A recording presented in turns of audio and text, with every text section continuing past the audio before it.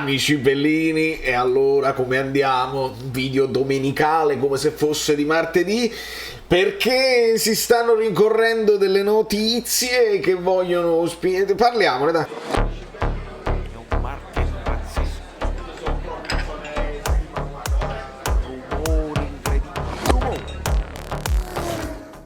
Allora, proprio per tenerci in contatto, perché comunque certezze non ne abbiamo. Una certezza è Enzo Pater sempre certo. Benvenuto sul canale, benvenuti tutti quanti. Clic su questa cosa perché tra un po' cambierà.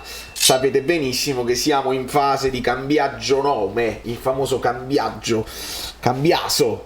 Terzino che poi non ci interessa perché l'abbiamo preso, il terzino sinistro. Lasciate il like perché potrebbe in questo momento cominciare a sbloccarsi almeno la situazione dei portieri. È importante, ragazzi, perché io mi rendo conto, ed è giusto sottolineare, che come siamo un po' bloccati noi, un po' bloccata è anche il resto della Serie A. Poi lo voglio fare un video al 1° luglio, ecco, magari facciamo un video dove confrontiamo il Napoli con le altre squadre di Serie A, diciamo le big, e vedere loro cosa hanno fatto di ufficiale, perché nel frattempo si parla di tantissimi rumors di mercato, ma di ufficialità poca roba. Teniamo più noi ufficialità con Oliveira, con Kvaratskhelia, però se quello che mi interesserebbe, capisco che non è ancora aperto il mercato, però dare a Spalletti una formazione più vicina possibile alla verità, a quella che sarà la formazione finale, perché dobbiamo entrare in forma subito, perché non ci sarà tempo di aggiustare gli automatismi, dobbiamo subito essere performanti e cominciare bene. Questa è una delle cose che secondo me è fondamentale, prendendo esempio dalla stagione scorsa. E quindi abbiamo un pochino di cose, perché mi sposto un attimo qua, no? Con un Amrabat tattico, e già possiamo cominciare a ragionare un pochino su quelli che sono, potrebbe essere una formazione su cui già possiamo ragionare. Ovviamente ci sono dei punti interrogativi da risolvere, però come vedete almeno in porta possiamo cominciare, ma non è detto perché Meret col punto interrogativo, il punto interrogativo potrebbe stare anche a Meret per due motivi.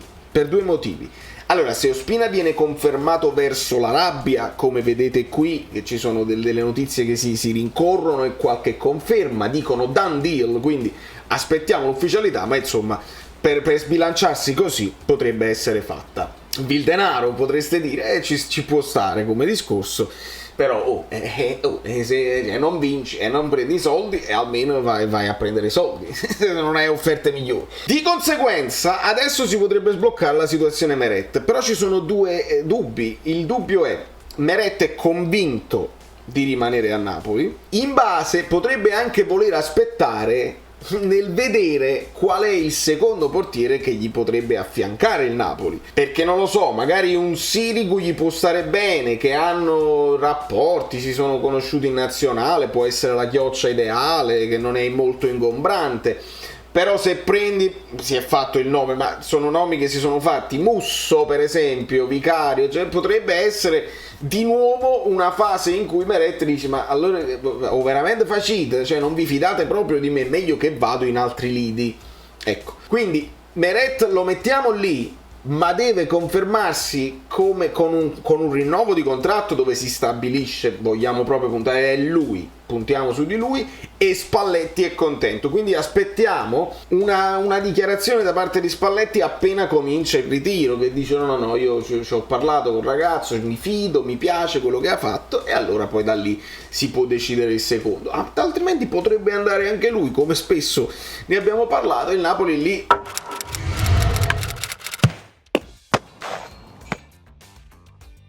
è quasi un terno all'otto, perché ne devi prendere due, deve essere sicuro. Ricordiamo che abbiamo la Champions, insomma cambiare il portiere è sempre un'incognita tosta.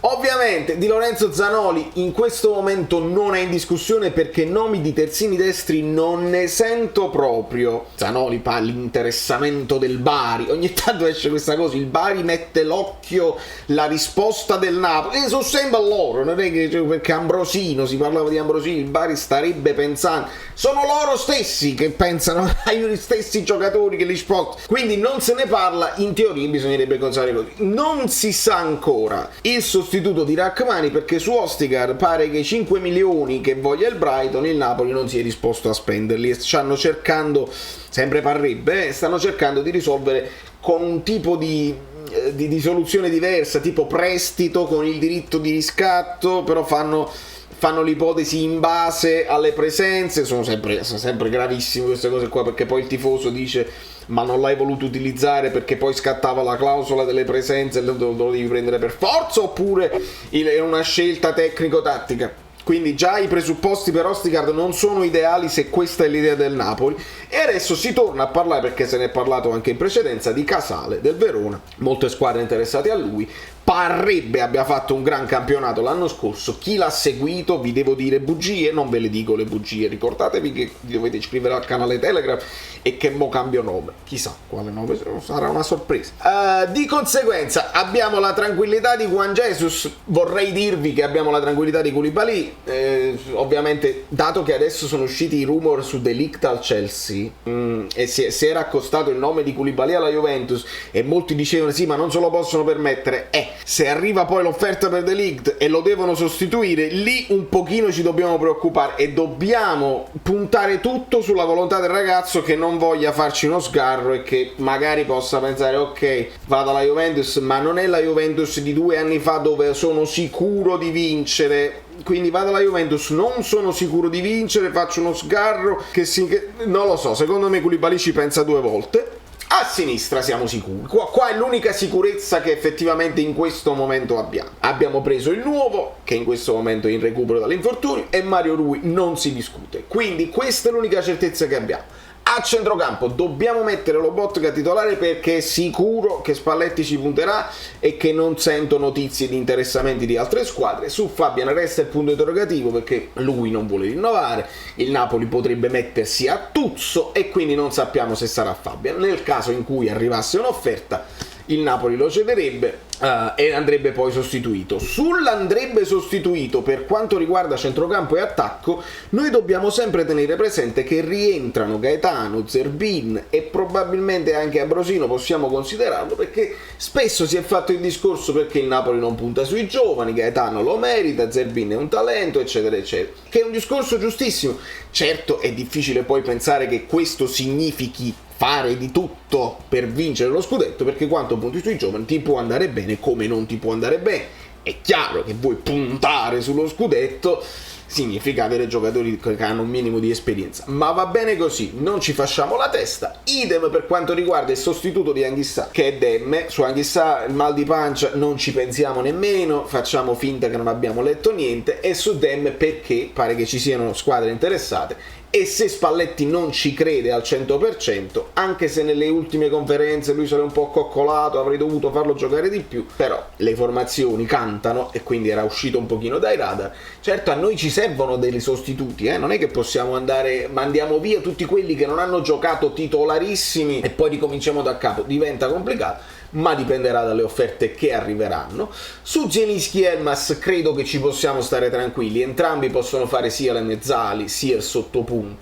Sappiamo che a Spalletti piace il sottopunta un po' più centrocampista che attaccante per i vari discorsi di equilibrio, ecco perché ci metto Zielinski e Elmas qui, con la possibilità di cambiare modulo, anche se a me piacerebbe vedere Kvaratskhelia sotto, subito dietro Osimhen. Diciamo che Kvaratskhelia fa un grandissimo ritiro e quindi ci impressiona subito, è pronto, alla personalità, diventa subito titolare, me lo auguro perché il ragazzo mi entusiasma da quel poco che ho visto, e quindi ipotizziamolo lì nella sua zona preferita, partendo da sinistra, da esterno si può accentrare e può fare scompiglio. Benissimo, a questo punto Lozano potrebbe essere titolare della fascia destra, confermando quell'alternanza, uno con il piede mancino e l'altro con il piede giusto sulla sua fascia, anche per fare qualche cross, perché abbiamo scoperto che Osimhen forse è più forte di testa che non in velocità quando poi si deve scartare tutta la difesa, e allora qualcuno con il piede appropriato che possa fare dei cross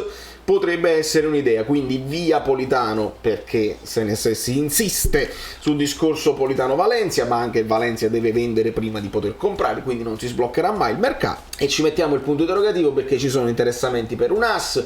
non sappiamo se il Napoli ha altre idee. È chiaro, si è parlato di Deulofeu, Bernardeschi è stato accantonato, su Deulofeu però deve uscire Mertens, ma Deulofeu è più attaccante, Deulofeu lo mettiamo tra i tre dietro la punta, lo mettiamo sull'esterno. Questi sono discorsi che se non parliamo con Spalletti è difficile risolverli. Quindi questa è la situazione degli attaccanti. Ovviamente qua dietro ci puoi sempre mettere un Gaetano, ci puoi sempre mettere uno Zerbini, ci puoi sempre ragionare se vuoi magari puntare su dei giocatori. Dobbiamo fare la Champions League, però è un'idea che il Napoli potrebbe fare. Dice, guarda, noi stiamo facendo un discorso di ringiovanimento, dobbiamo abbassare il tetto ingaggi, allora abbiamo dei giocatori che hanno fatto bene l'anno scorso anche in Serie B e ci puntiamo. E se si facesse il discorso chiaro, il tifoso lo capirebbe, lo accetterebbe, potrebbe protestare, ma poi vediamo con un po' di mazzo che succede. Idem per quanto riguarda la situazione del vice Osimhen, perché dicono che Osimhen è confuso e scontento della sua valutazione di 110 milioni. Mi sembra strano sia considerarlo 110 milioni adesso, perché chi te li dà? È un prezzo per non farti avere offerte, perché lui dovrebbe essere confuso, anzi lui sa di valere tanto e gli potrebbe anche piacere, a meno che non se ne voglia proprio andare subito, ma quello se la vuole giocare la Champions, poi dopo si vede. E quindi Ospina verso l'Arabia Saudita al Nasr, Osimhen confuso, su Mertens ci dicono di aspettare ancora e noi proprio per amore, per quella cosa di speranza che è l'ultimo a morire, continuiamo ad aspettare. Si è parlato di Anvers, adesso si parla di Bali, Bali, la 16, di Bali in Indonesia, si è parlato di qualsiasi tipo di offerta esotica. Su Insigne io avevo fatto una domanda agli abbonati, mi faceva piacere sapere, perché sono usciti un po' di video del suo arrivo a Toronto, che tipo di effetto vi ha fatto. Ho chiesto un pochino e ci sono vari modi di affrontare la cosa. Ho visto oggi un video di Insigne, c'è questa nonna Luisina, una cosa del genere.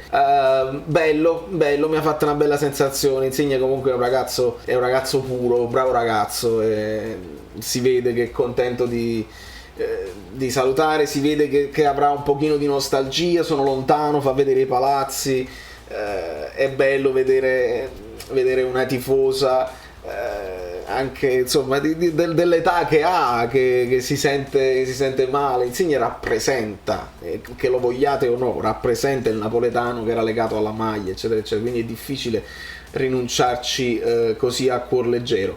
Però lui è stato molto, molto carino a rispondere, ha dato l'autorizzazione a mettere il video online, molto, molto educati anche loro dall'altra parte, tutti i parenti della nonnina, possiamo mettere il video. È stato proprio un bel video, me lo sono goduto proprio bene, lo trovate da qualche parte se lo cercate, non lo posto io perché non è di mia proprietà, quindi evitiamo. E questo più o meno è quello di cui si parla, ragazzi. Su Petagna anche qua ci metto il punto interrogativo, quindi questi punti interrogativi li possiamo risolvere così, anche se per me Ambrosino dovrebbe essere il terzo. Servirebbe proprio uno come Mertens che possa fare il vice Osimhen, le servirebbe proprio Mertens, ma lasciamo perdere, che possa fare sia il vice Osimhen sia un sottopunto un pochino più aggressivo quando ce ne sia bisogno, quando ce ne fosse bisogno. Mettiamoci per ora Ambrosino, perché non sappiamo, e probabilmente Ambrosino fresco che sta facendo grandi cose nella nazionale giovane potrebbe essere pure meglio di Petagna. Ti levi Petagna, fai un pochino di soldi, ti levi un ingaggio che non era nemmeno Ambrosino, volendo proprio risparmiare qua Politano te lo vendi, diciamo un as, risolviamo un as, non te lo vendi e te lo tieni qua. Risolviamo le cose, qua è Lozano uno da una parte e uno dall'altra, vabbè, tanto qua ci puoi mettere anche Elmas, tanto qua ci puoi mettere anche Mertens, no, ci puoi mettere anche Kvaratskhelia, ci puoi ragionare un pochino, risolviamo la situazione di Fabian. Gaetano ha detto che gli piace giocare anche a centrocampo, proprio a centrocampo, e quindi ci mettiamo Gaetano. Qua mettiamoci Elmas per fare una cosa, mettiamoci Zerbin, giusto per farlo, perché magari così, quindi Elmas lo lasciamo qua. Demme io gli levo il punto interrogativo e lo lascio lì perché lo voglio, e qua Ostigard, Casale, scriviamoci Casale, ma tanto per, e così già prenderebbe un pochino di forma quella che potrebbe essere la formazione. Non so se questa è una formazione che può puntare a lottare per lo scudetto. Di Nikita Contini si dice un gran bene, Non lo so. Ditemi voi dove questa squadra secondo voi può arrivare, però tenete anche presente che sono importanti gli avversari. È chiaro, un Inter con Lukaku, Dybala, eccetera, eccetera, puntano loro a vincere. Se la Juve mette a segno dei colpi dopo Pogba, ritornano prepotenti. Se l'Inter se il Milan conferma tutta una serie di cose, e attenzione alla Roma, la bufala Cristiano Ronaldo li infiamma, ma qualche altra cosa faranno. Da New York, Valerio Fluido, azzurro fluido, gli orizzonti azzurri è tutto, e ci vediamo presto perché ci saranno delle novità. Adesso si sblocca tutto, se Ospina se ne va, si sbloccano tutte le cose. Se Politano se ne va, si sblocca qualcosa. Speriamo presto perché Spalletti deve lavorare. Ciao, sono Saveria Solida. Se arriviamo a 15.000 iscritti su YouTube è una cosa di cortesia, ma secondo me dovreste seguirlo anche su Instagram, @ValerioFluido. Fa tutte queste cose, credi? Sei iscritto pure a TikTok? Di più, dai, basta, sei cringe. Quante cose.